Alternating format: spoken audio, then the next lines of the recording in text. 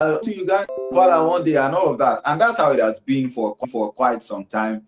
And but we as young people, we are beginning to take the bull by the horn and begin to ask, what can we do aside all these external extra sponsorships and conferences? What begin to see that there is cross in and around Africa. I might just be taking it a little too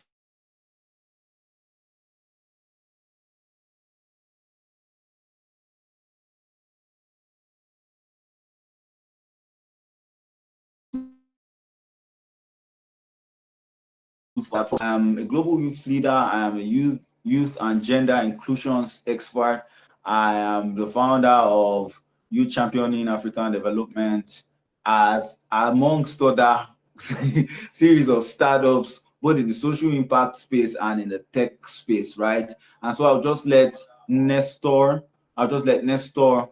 introduce himself, then Lewis introduces himself, and we kick off from there. So Nestor, over to you.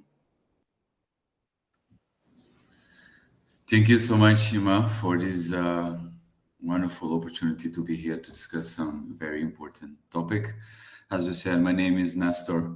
I'm a youth development advocate, founder and president of Raboit NGO, mentor of Futura Projects. That is a project regarding soft skills training and leadership. And also I'm a Mandela Washington Fellow 2023. So we met in Kigali for Youth Connect Summit, my first experience that I had, and was amazing experience to meet a lot of let us say young leaders, wise leaders, people from different country, to have good conversations and also to introduce different type of perspective.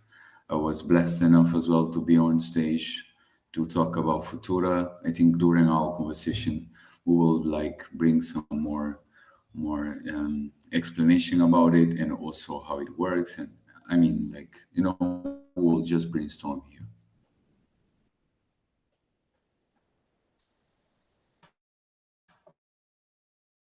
Thank you so much, Nestor. I forgot that I muted myself. So Louis, over to you, sir.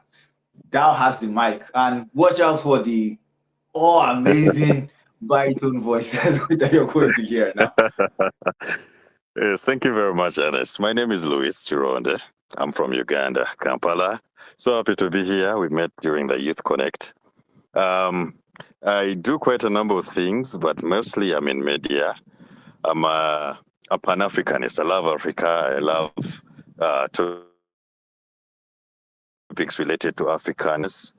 I'm a volunteer. I'm a road actor as well.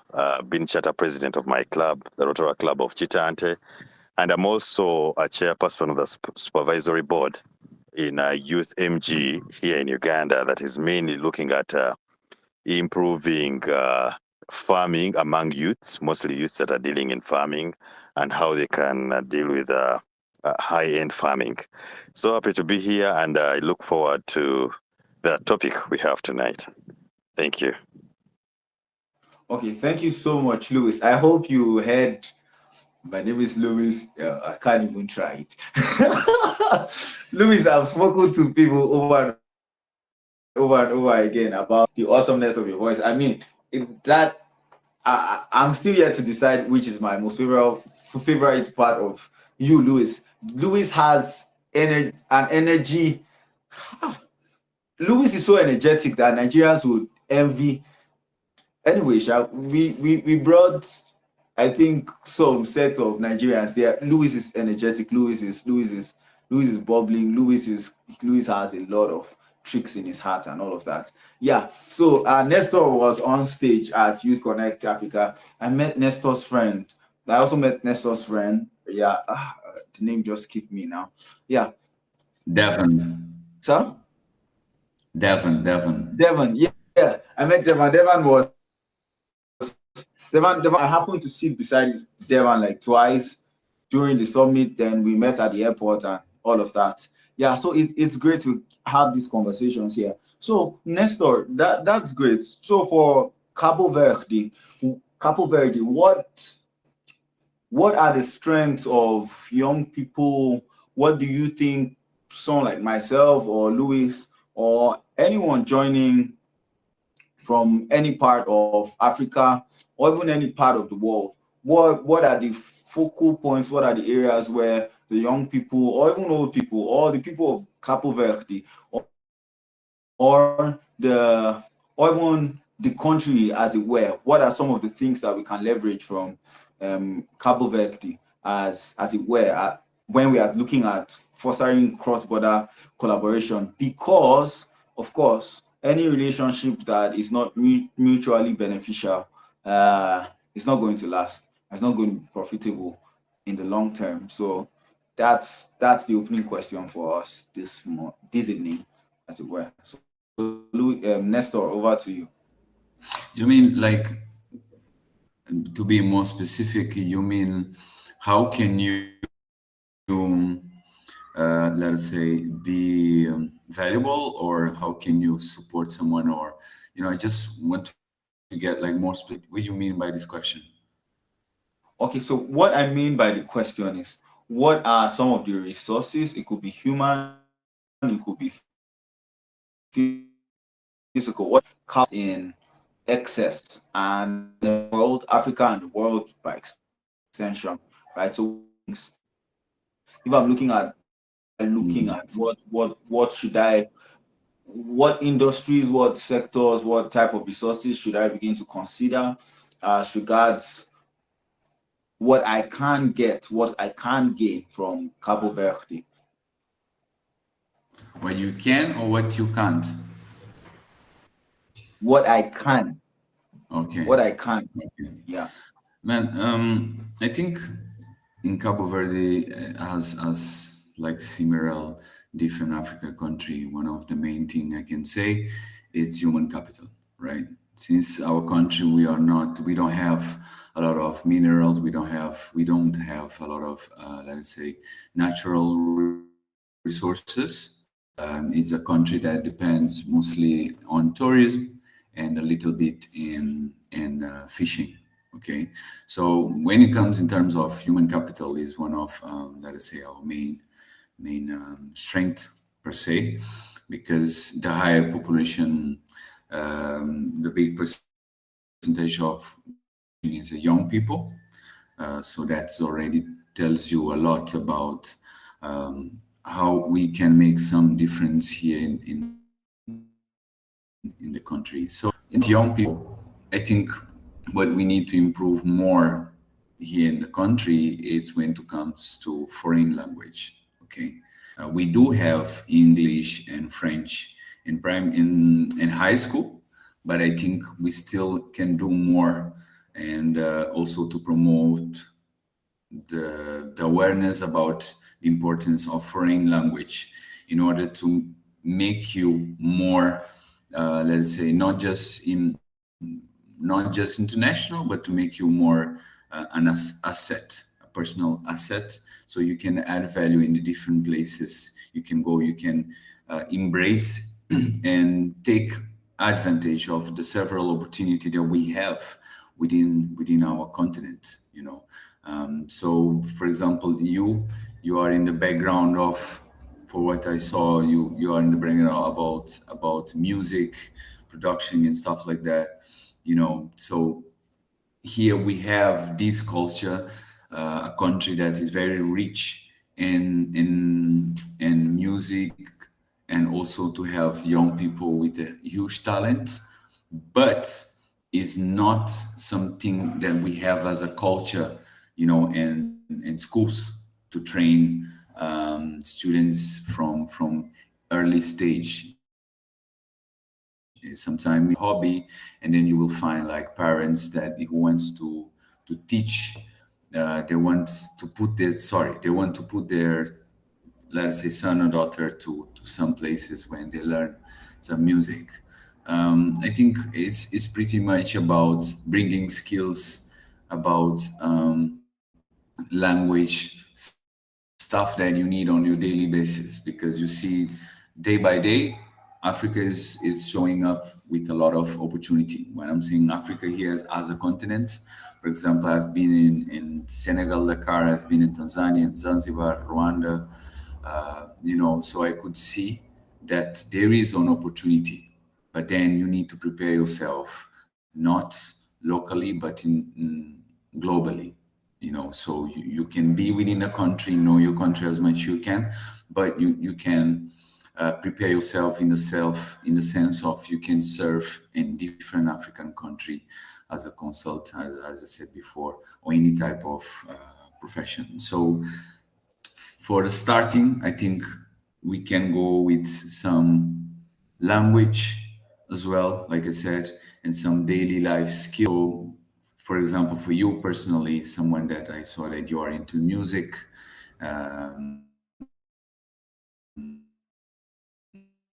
you can some value, some training, or some insights for young people or anyone that are in this industry of music to have a different perspective and see how things can grow further. Okay, thank you. So that was deep, that was insightful. Thank you so much. There's a lot to unpack. And yes, I have a background in music. I was actually trained by the US US Embassy, American Voice. I was part of the Youth Excellence on Stage sometime back 2021. Thereabouts. It's an American Voice program and all of that. And yeah, I would really look at that. It's a very important opportunity that I would love to explore. I would just want to ask before we move on to Louis. So as regards languages, of course, I've spoken with you, I've met with you. I know your lingua franca, your major language is Portuguese, am I right? Yes, yes. So what foreign languages are you looking at?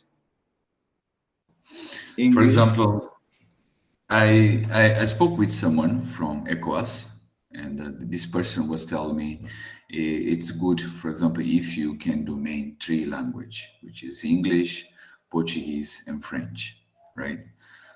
So here, like I said, we have, I think even French and English, they have put it a little bit from class 6 from primary school. I'm not that very sure that can start giving you the people that you want in the future that can help you in different fronts and in different aspects.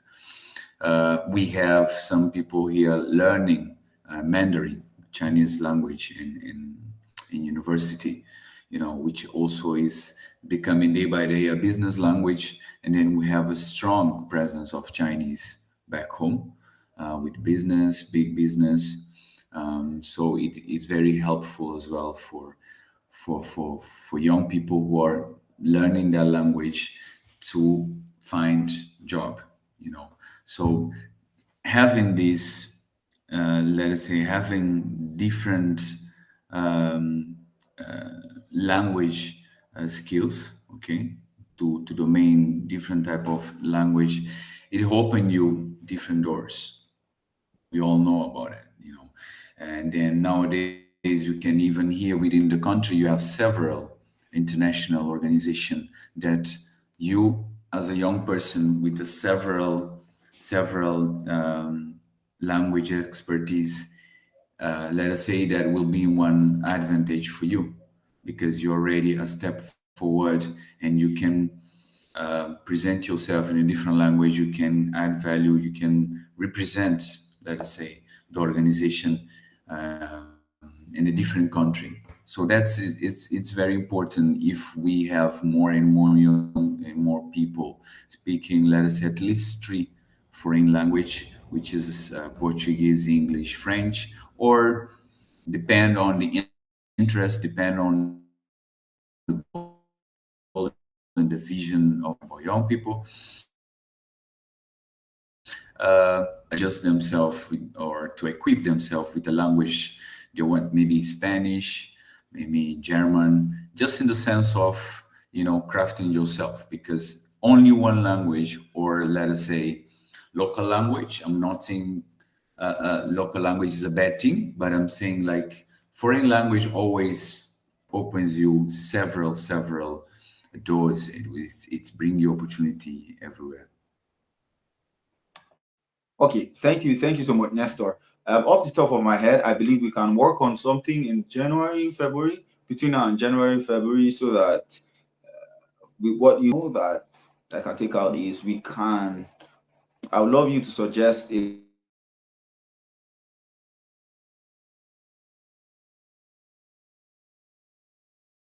that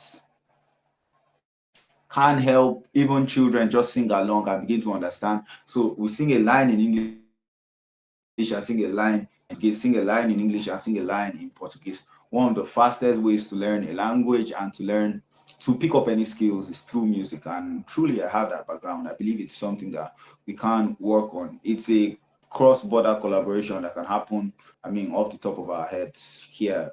Thanks to the internet, files can be sent and everybody can work on what everybody. And I'll also be learning Portuguese.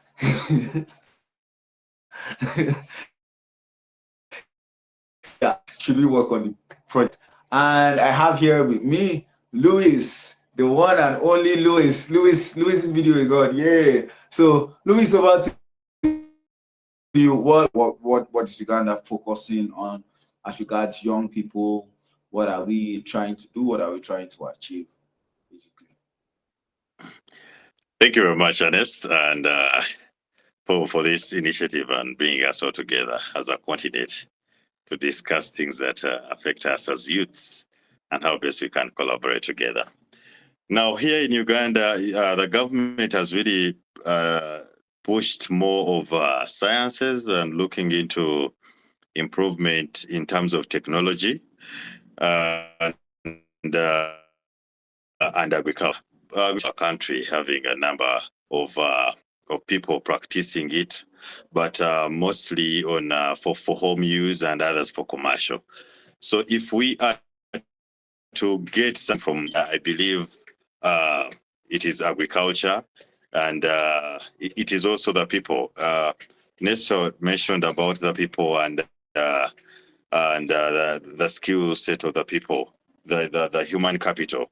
Yes, we have quite a number of people. I believe also Uganda this is one of its products to export to the other countries together and share knowledge and experiences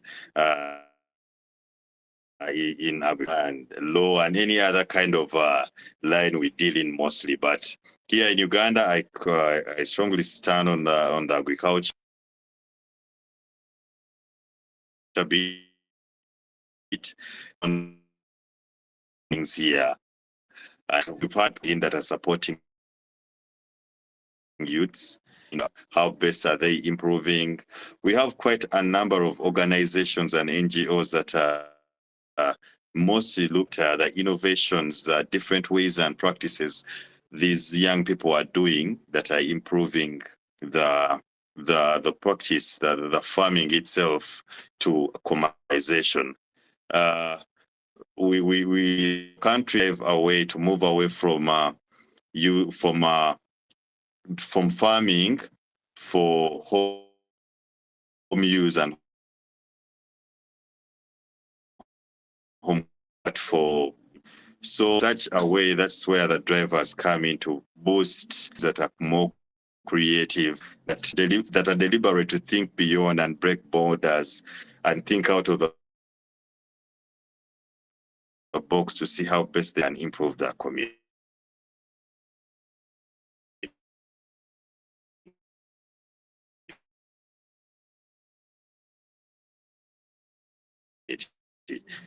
Together and these collaborations do not really need times. Such platforms like this, what we are having here, is a discussion that is bringing knowledge all across the continent together in one place. So I believe Africa, we are at that point where we need to not look at us that were drawn, but now made it possible. The social platforms have made it possible for us to network and collaborate. Thank you so much, Ernest. I submit. Thank you so much, Louis. It is great to hear your deep voice again. I'll try not to reference. I'll try not to reference that again. Okay, so that's fine. Agriculture, as regards agriculture, there are lots of agri firms here in Nigeria. There are also lots of little globalization as regards technology, as it were. People leveraging technology for agriculture all across Nigeria. In the Yali Abuja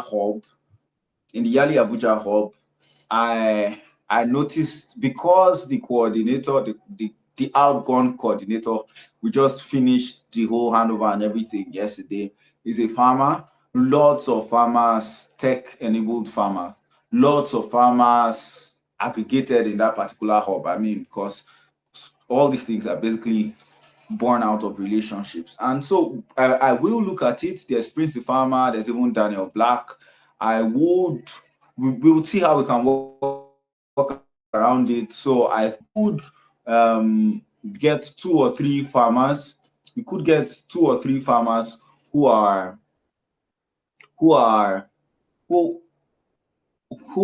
doing stuff, and who can actually who can expand the scope of what they are doing. I can get still 2 or 3 farmers in Nigeria here, and who also have the type of mind to blow stuff out of proportion in terms of real growth, right? And they can find a way to get in that nexus around what is going on. I am not a player at all in the agricultural space. The best I can do in that space is create distribution channels and create sales funnels for whatever it is. Then yeah, because because I also have a background in software, I could also help out in building out platforms, or just ensuring that there's a product market fit if there's any software solution that comes up. Yeah, so I think the next person to answer is Chima from Nigeria. So yeah, so Nigeria is, as we know, is in Nigeria we call it nyafu nyafu, plenty. When you want to say something is plenty, you say nyafu nyafu. It's blessed nyafu nyafu with lots of human resource, and as we have all said, which is one of the themes that was drummed into our ears during the Youth Connect. All our populations are youth powered. A major percentage of our populations across Africa are young people. So being the leader as that population also has a thriving workforce of young people who are doing things across board. We are so diverse, we are so blessed that in almost any industry, as it were, there are just little things that are doing. However, because there's this thing about working in silos, so we just work in compartments and organize the nation, as it were, trying to see how we can ensure that minority groups in the country are and also have a chance to live the type of life that they want to live. For the youth, especially in the country where both the Ministry of Youth Development is headed, and where both the international organizations and everybody here is headed,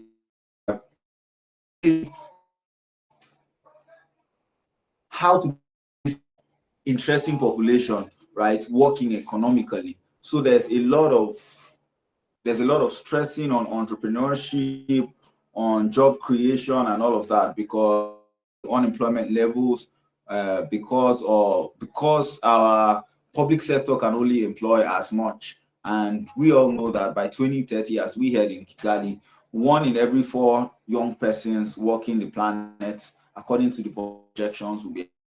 And if that 1 in 4 is going to be, the higher chance that they are going to be Nigerian or have Nigerian ancestry somewhere. And you all already have Nigerian ancestry. I mean, it's to cook jollof and serve you so that it will be.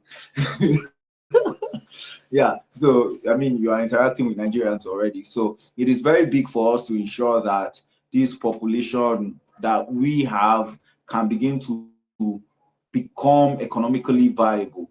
we've not been really able to achieve that. And I think even looking beyond our borders would enable us begin to get some things off of the ground, because there's so much we can do on our own. There's so much you can also do on your own. We can both collaborate and find a way that more people get jobs, more people have things to do. The exchange of ideas. I mean, there's no limit to what the world can, to what we can achieve when we work. That is as much as I would say as an introduction for the young people in Nigeria. So that's great. We've gotten action points. I think I'm to collaborate with Nestor on doing something around music and language. I'm also to link people up, and Louis also is to link his up farmers, as it were, people interested in agriculture, people that are already active in agriculture and have both the work ethic and the mental capacity to leverage several tools and techniques to ensure that stuff can be built, good stuff can be to ask. And I'll get back to Nestor.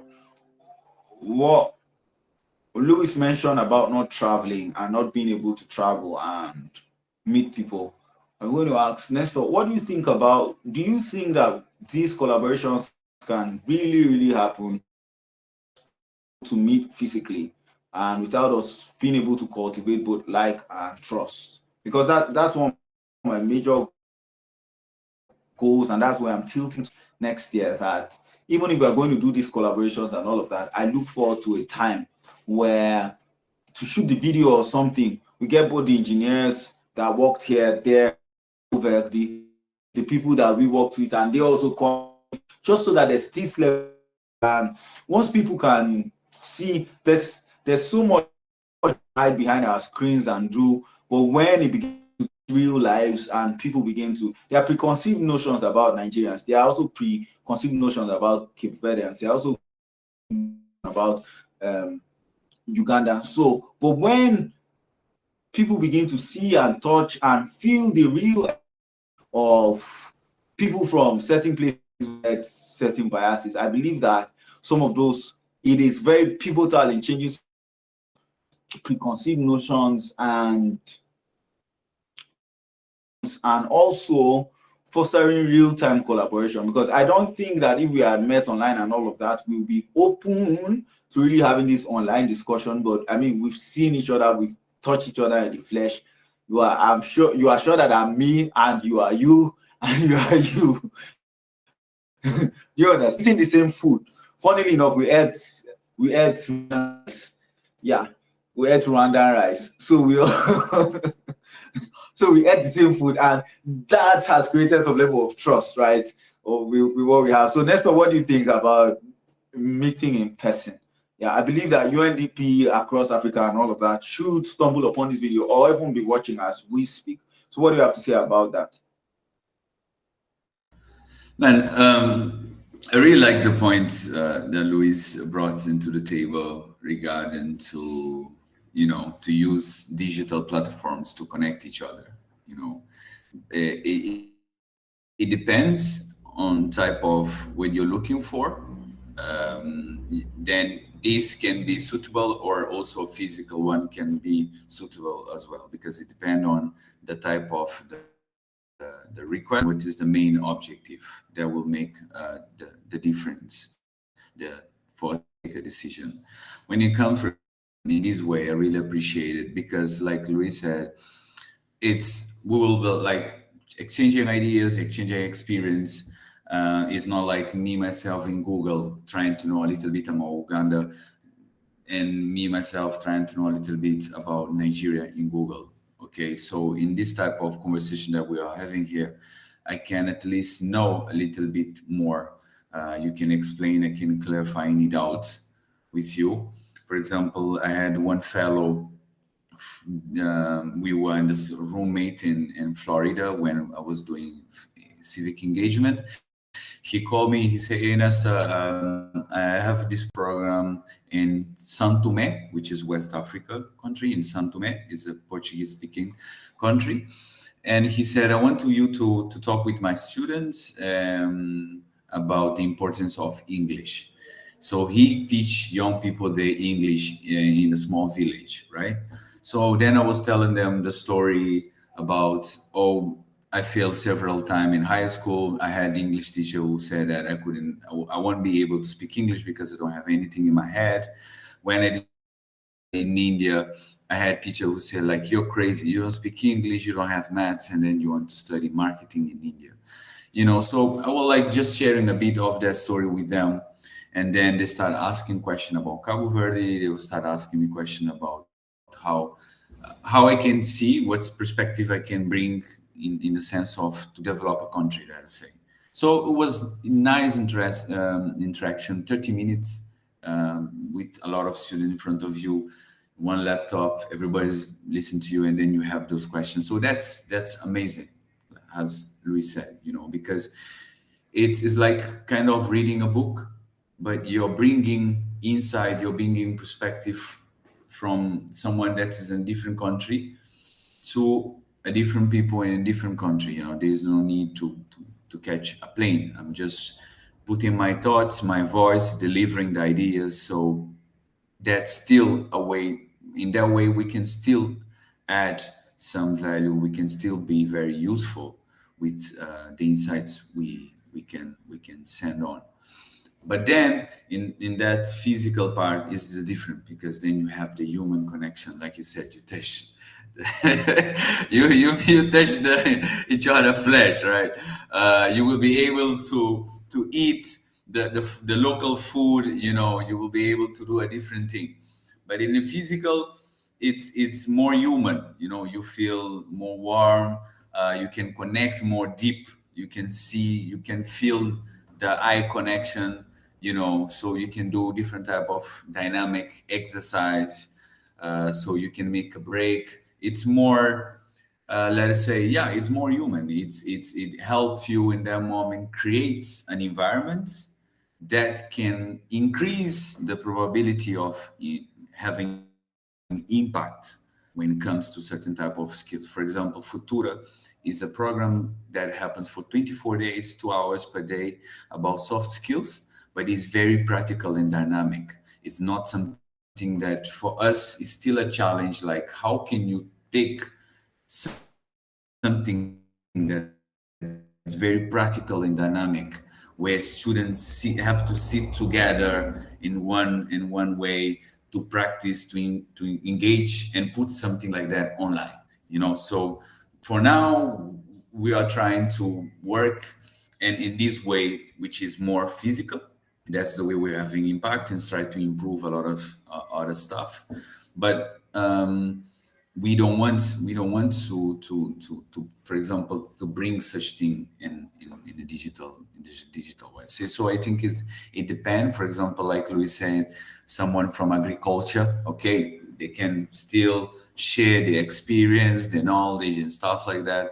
But if they come personally, it's a different thing, because that person can put the hands on the soil, he can feel the soil, he can smell the soil. So it gives you a different sense, a different human connectivity.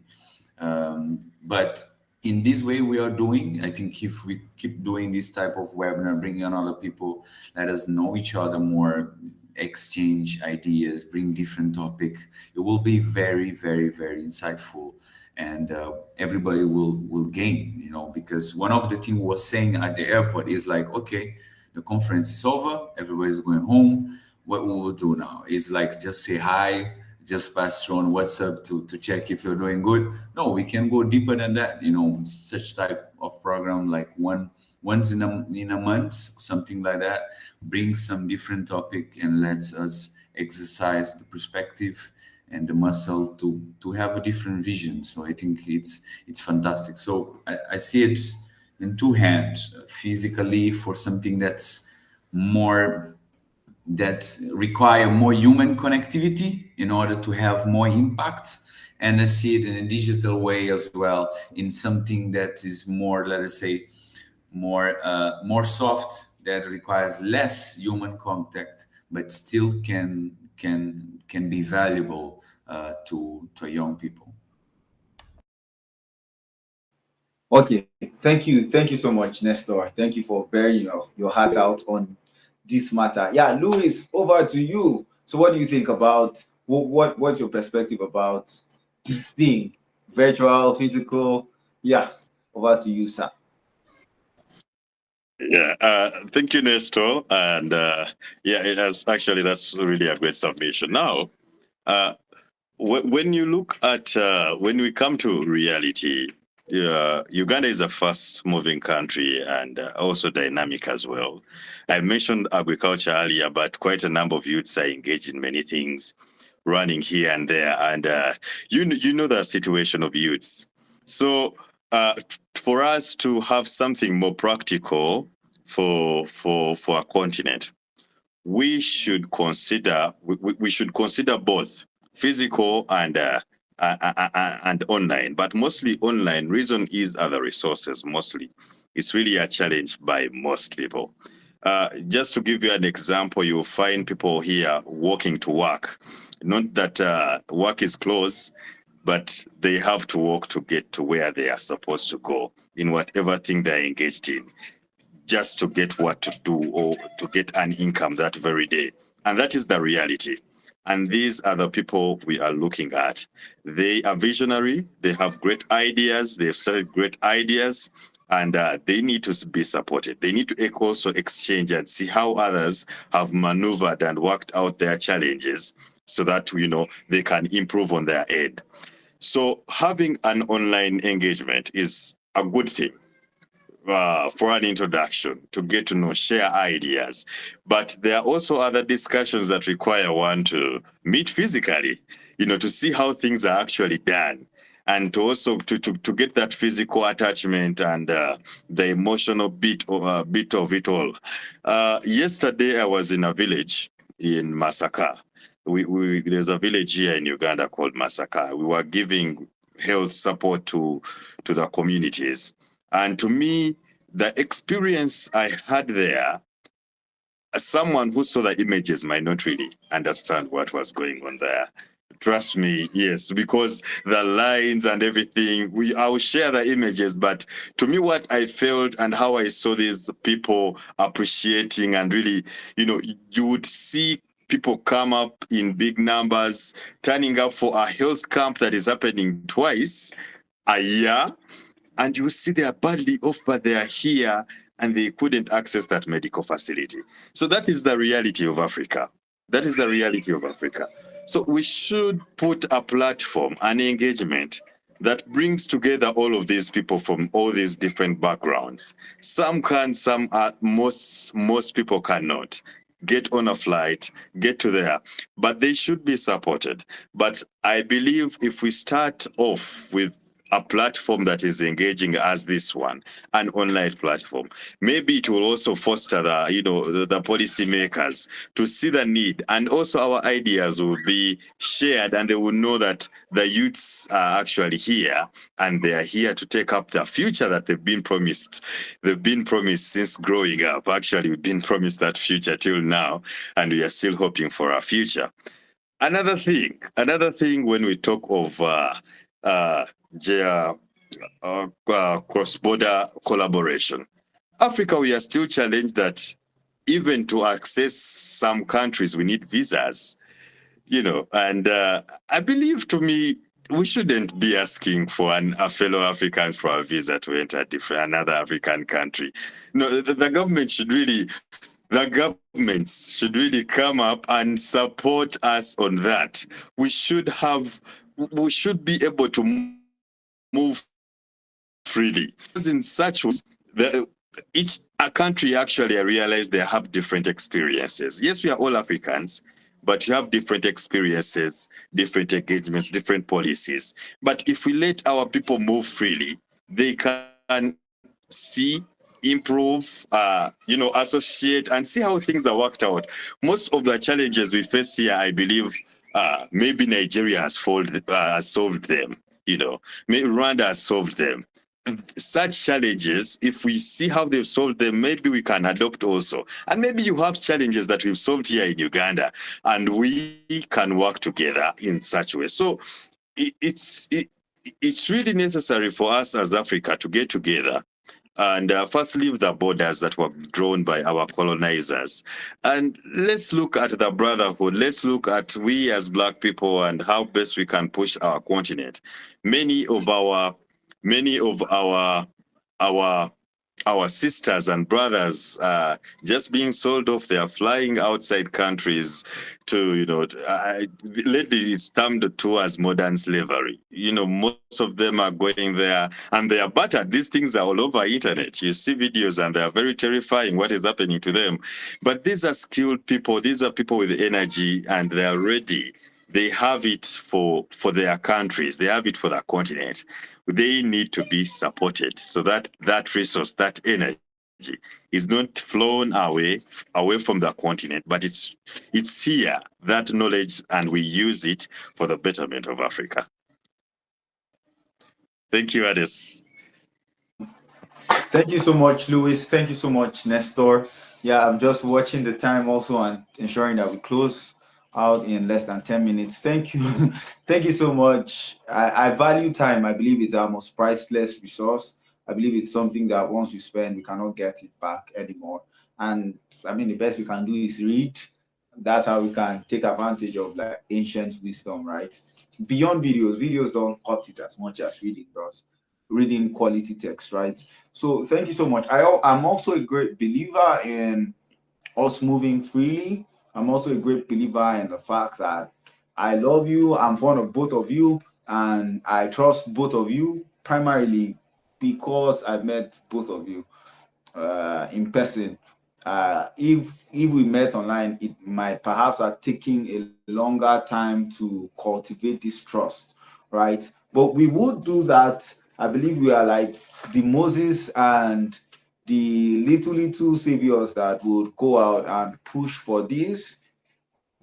I would say as we end that the goal before the end of January of beginning of February, let's use beginning of February, before the beginning of February, is to ensure that there's a project that can work online between Uganda and Nigeria and Cabo Verde.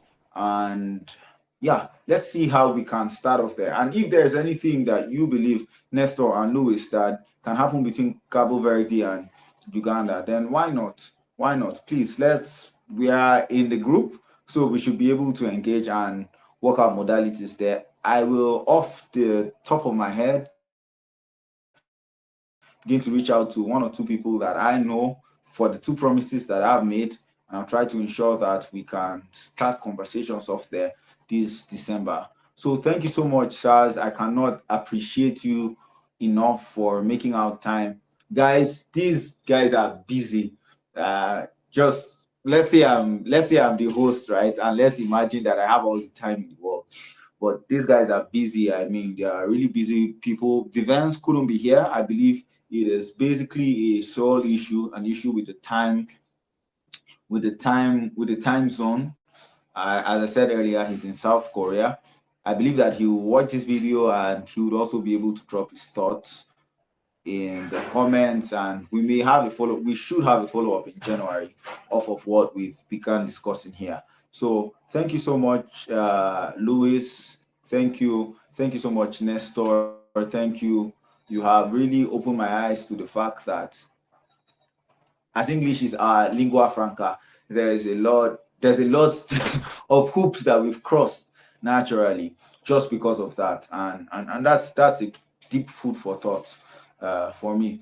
So thank you so much. I would also say thank you to UNDP Africa and thank you to Youth Connect Africa, because I mean those were the two major platforms that a lot of us met. I don't know, Nestor, were you also had something to do with UNDP in Cabo Verde, or it was a different organization that got you to Kigali?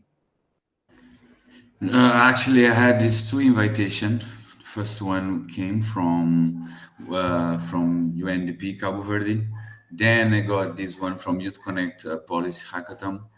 So I had the two invitations. So I choose to go in the delegation for my country.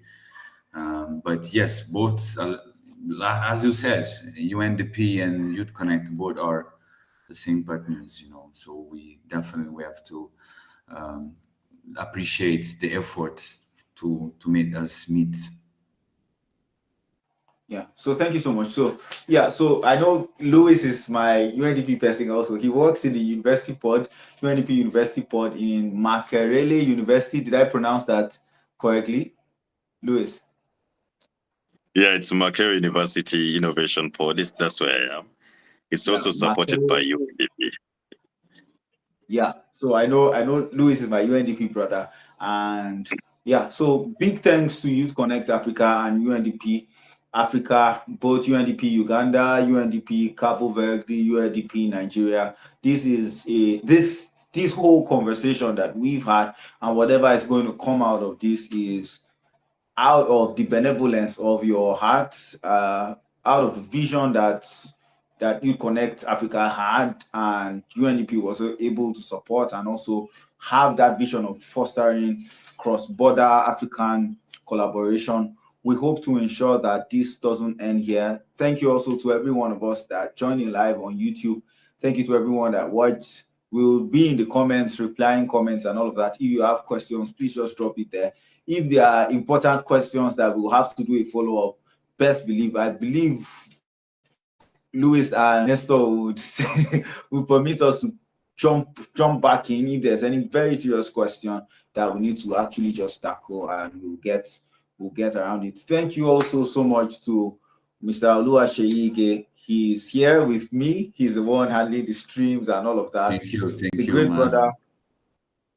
Yeah, so thank you so much, everybody. He's a great brother from church, and I mean, using his skills to help amplify this African message. So thank you, God bless you. Thank you, Louis. Thank you, Nestor. Thank you, UNDP Africa. Thank you, UNDP Uganda. Thank you, UNDP Cabo Verde. Thank you, UNDP Nigeria. I still didn't get it. and thank you, Connect Africa. So see you all next time, perhaps January or something. Take care, everyone. Peace. See you, man.